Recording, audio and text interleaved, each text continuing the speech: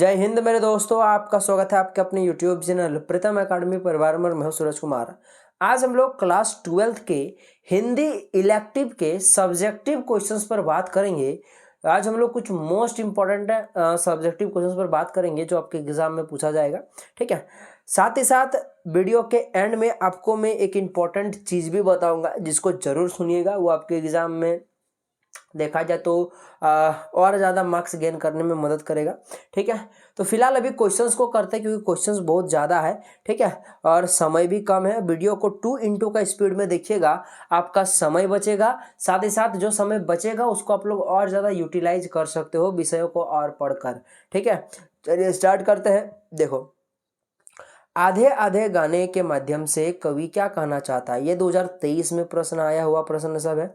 ठीक है, आप लोग को ट्राई करना है कि 2023 का, 2019 का और एटलीस्ट अगर हो सके तो 20 का, ये 3 साल का क्वेश्चन आपको जरूर से जरूर कर लेना है। ठीक है, ट्राई कीजिएगा कि इन सब में जो पूछे गए प्रश्न सब है वो सब कर लेना है।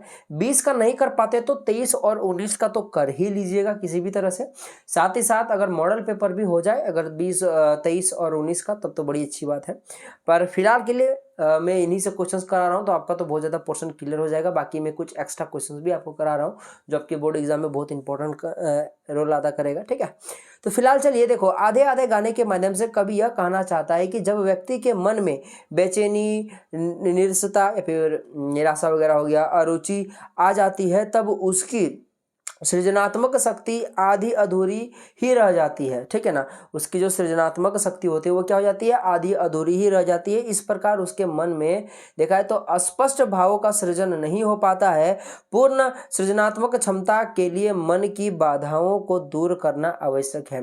पूर्ण रूप से देखा जाए तो मन में स्पष्टता आने के लिए, स्पष्ट भावों को आने के लिए, स्पष्ट भाव का सृजन होने के लिए मन साफ सुथरा, पूर्ण रूप से एकदम बाधाओं से दूर होना बहुत जरूरी, वही चीज यहाँ पे लिखा हुआ है। चलिए आगे बढ़ते हैं।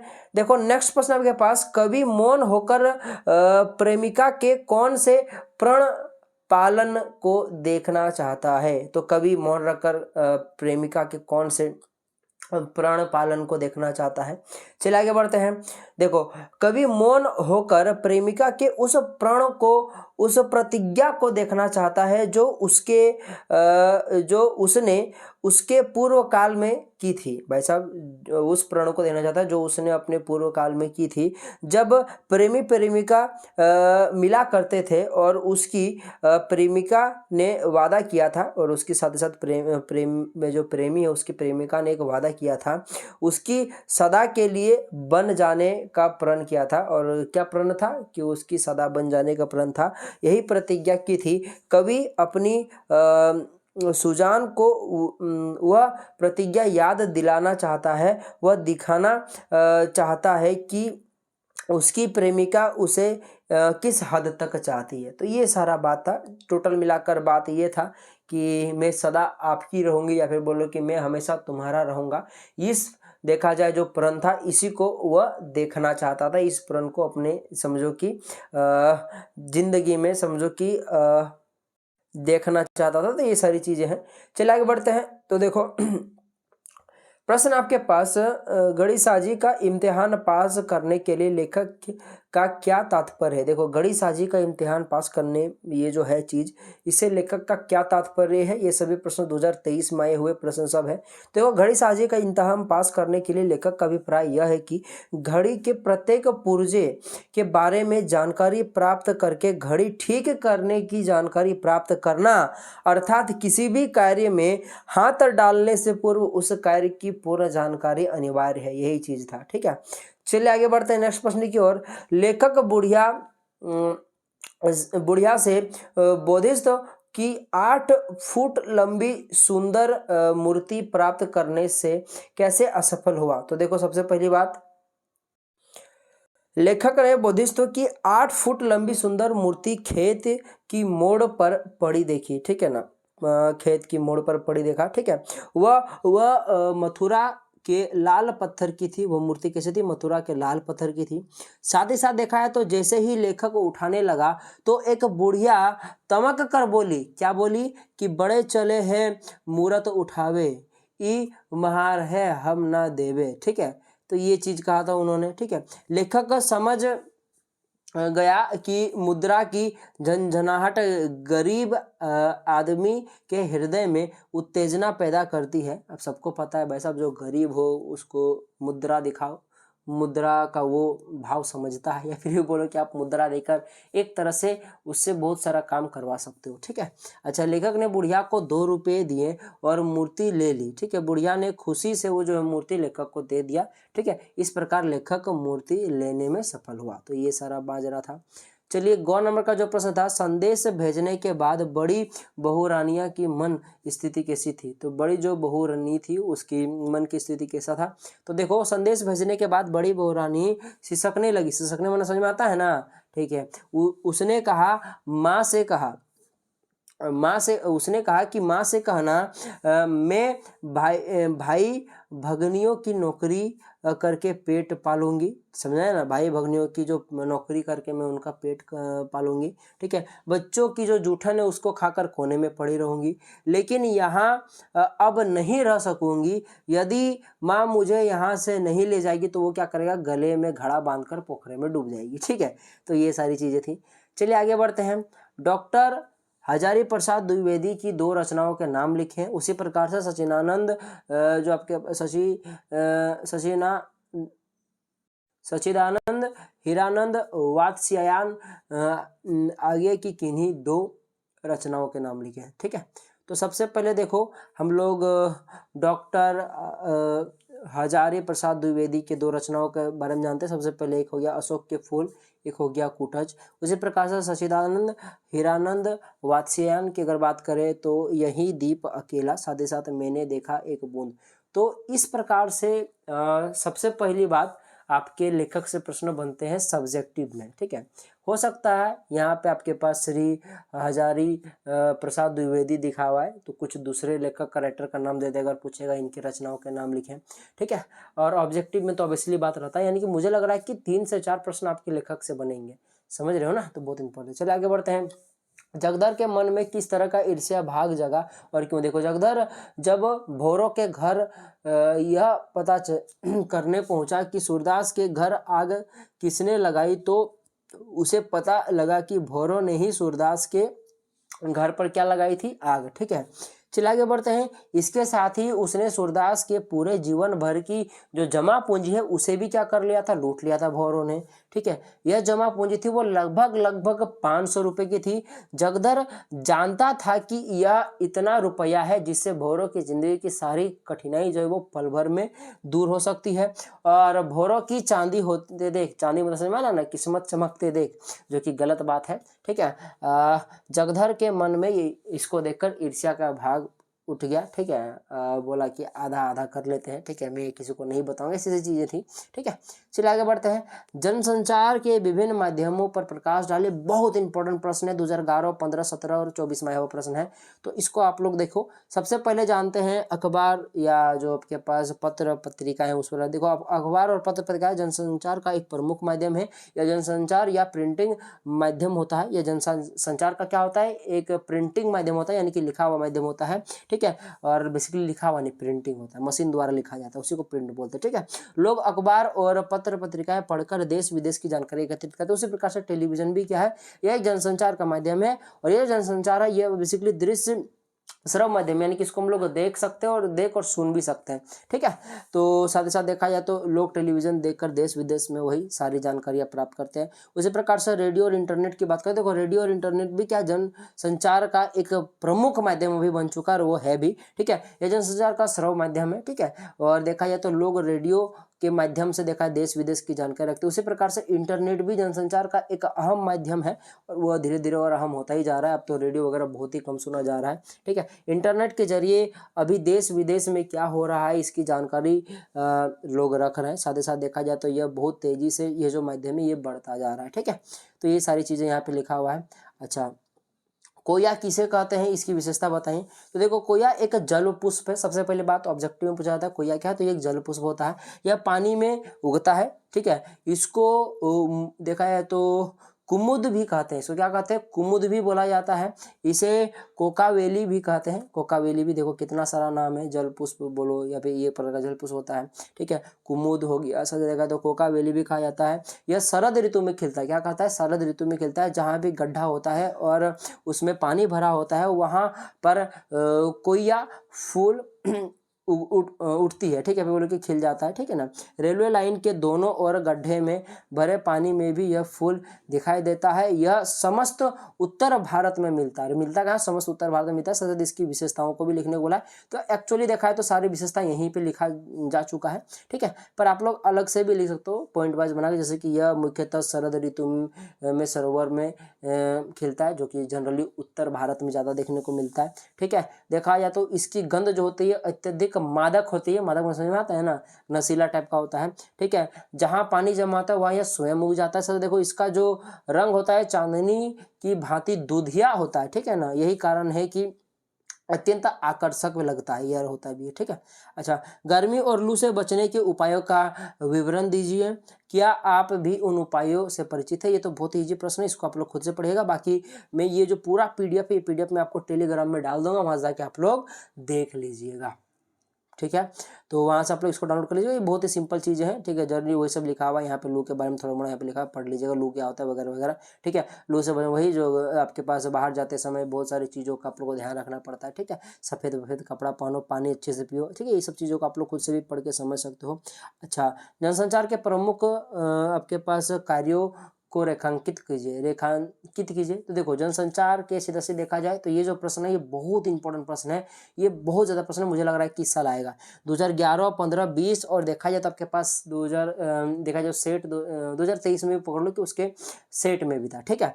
अच्छा, संचार को लोगों तक पहुंचाना ही क्या कहलाता है, जनसंचार कहलाता है, ठीक है। समाचार को ही लोगों तक पहुंचाना क्या कहलाता है, जनसंचार कहलाता है, ठीक है। इसके कई माध्यम है, जैसे कि रेडियो, टीवी, समाचार पत्र, इंटरनेट तथा पत्र पत्रिकाएं इत्यादि हो गया, ठीक है। साथ ही साथ देखा जाए तो जनसंचार के प्रमुख साधन यही सभी है, जनसंचार के प्रमुख साधन है, ठीक है। इसका प्रमुख कार्य लोगों तक खबर को पहुंचाना होता है, मुख्य कार्य तो यही कि लोगों तक खबर पहुंचाना, ठीक है। समाचार पत्र पत्रिकाएं जनसंचार का प्रिंटिंग माध्यम होता है। ये जो आपके पास समाचार जो पत्र पत्रिका ये बेसिकली एक प्रिंटिंग माध्यम होता है, जो कि मैंने अभी थोड़ी देर पहले बात किया था, ठीक है। इसके द्वारा लोग देश विदेशों के बारे में सारी जानकारी रखते हैं। टेलीविजन अभी मैंने बताया था, ये सारी चीज़ें तो अभी मैंने आपको बताया, सेम ही चीज़ें लिखा हुआ है, ठीक है। तो इसको आप लोग अच्छे से पढ़िए, बाकी मैंने आपको चीज़ बता दिया। इस प्रकार का एक प्रश्न आने के भोजन से और आएगा ही आएगा, ठीक है।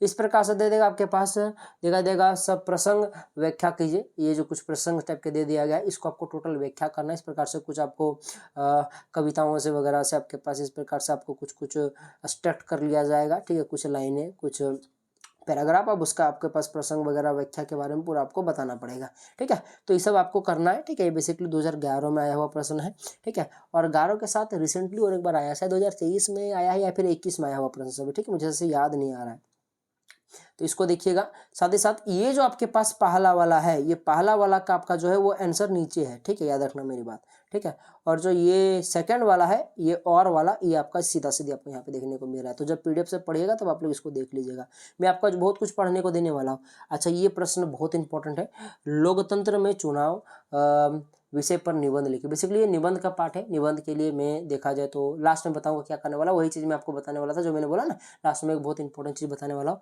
तो उसे यही चीज़ था कि निबंध वगैरह के बारे में आपको कुछ चीज़ बताने वाला हूँ।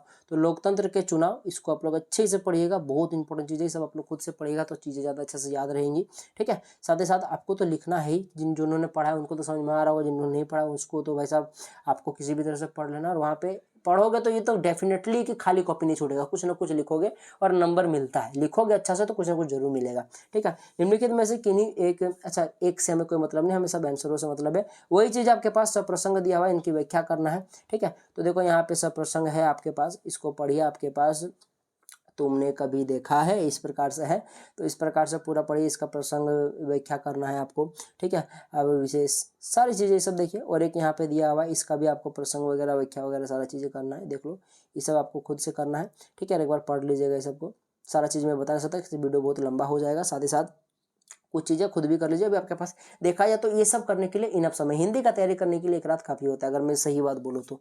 निम्नलिखित में से किसी एक प्रश्न का, अच्छा मैं किसी एक से मतलब नहीं है, ठीक है, हमें तो सभी प्रश्नों का आंसर देना है। धरती का वातावरण गर्म क्यों हो रहा है, इसमें यूरोप और अमेरिका की भूमिका क्या है। देखो, धरती का वातावरण गर्म इसलिए हो रहा है भाई साहब, ये प्रश्न का जवाब देने के लिए कोई बुक पढ़ने की जरूरत नहीं है, कहीं कुछ आपको ज़्यादा नॉलेज होने की जरूरत नहीं। सबको पता है कि पेड़ पौधा कटाई हो रहा है, जनसंख्या में वृद्धि हो रहा है, इतना ज़्यादा पोल्यूशन हो रहा है, एयर पोल्यूशन हो रहा है, इसी सब के कारण में देखा जाए CO2 बढ़ रहा है, कार्बन डाइऑक्साइड बढ़ रहा है। सब मैंने साइंस में तो देखा जाए तो 10th क्लास के बच्चों को बार बार पढ़ाया है, तो आप लोग तो 10th कब का पार हो चुके, तो आप लोगों को तो पता ही होगा। तो जनरली ये सभी चीज़ें हैं जो कि आप लोग खुद से भी लिख सकते हो। देखो, क्योंकि मनुष्य प्रकृति के साथ क्या कर रहा है, खिलवाड़ कर रहा है। लो, एक ही वर्ड में ये आंसर दे दिया सारा, ठीक है। अंधाधुंध पेड़ों की कटाई हो रही है, नए नए उद्योग धंधे स्थापित हो रहे हैं, हानिकारक गैसें जो है वातावरण को गर्म कर रही है, चीज़ मैंने आपको बोला ना। इसी प्रकार से ये प्रश्न ये भी पूछा था कि यूरोप जो है और अमेरिका, इसकी क्या भूमिका। देखो, यूरोप और अमेरिका में उद्योगों का सबसे अधिक विकास हुआ है, ये चीज़ याद रखना। यूरोप और अमेरिका में ही देखा जाए तो आपके पास सबसे ज़्यादा उद्योग का विकास हुआ है, सबसे विकसित देश यही सब है, ठीक है। इन देशों में रोज नए नए उद्योगों से हानिकारक गैसें वातावरण में को जाके प्रदूषित करती है। और देखा जाए तो इस पृथ्वी की, इस धरती का, धरती माने सिर्फ भारत की बात नहीं चल रही, पूरा होल आपका अर्थ का बात चल रहा है, पृथ्वी का बात चल रहा है। तो सिर्फ हम लोग भारत वाले ही जिम्मेदार नहीं है, सबसे ज़्यादा देखा जाए तो यूरोप और अमेरिका, क्योंकि वहाँ पे बहुत बड़ी बड़ी फैक्ट्री है। भारत भी कम नहीं है बाबू, ठीक है, याद रखना मेरी बात। भारत के पास भले उतना ज़्यादा उद्योगीकरण नहीं है, परंतु भाई साहब जनसंख्या बहुत ज़्यादा है, यही रीजन है, ठीक है। चलिए आगे बढ़ते हैं। अच्छा, ख नंबर का प्रश्न है, पहाड़ों की चढ़ाई और प्रेम की चढ़ाई में क्या अंतर है। पठित पाठ के आधार पर टिप्पणी दीजिए। अपने हिसाब से मत लिख देना, नहीं तो सेंटीमेंट आप लोग भर दोगे लिख लिख कर, ठीक है। आपको पाठ के आधार पर भरना है। देखो, पहाड़ों की चढ़ाई और प्रेम की चढ़ाई समानताएं और असमानताएं दोनों होती हैं इनमें, ठीक है ना। जैसे समझो कि देखो, जैसे पहाड़ों की चढ़ाई पर अगर आप लोग गिरे तो आप लोग जख्मी हो जाओगे, उसी प्रकार से अगर प्रेम की चढ़ाई पर असफल हुए तो आप लोग दुखमय हो जाओगे, ठीक है। यदि पहाड़ की चढ़ाई की तरह प्रेम भी दिखाए तो एक पक्षीय हुआ तो अंत सुखद नहीं होता है। भाई साहब देखो, कितना गहरा बात बोल दिया, बाकी आप लोग खुद पढ़ लीजिएगा जी, ठीक है, ये सब देख लीजिए आप लोग, ठीक है। चलिए, अच्छा, नेक्स्ट प्रश्न आपके पास, कुटज क्या केवल जी रहा है, ठीक है। लेखक ने यह प्रश्न उठाकर किन मानवीय कमजोरियों पर टिप्पणी किया है, इसको कीजिए आप लोग।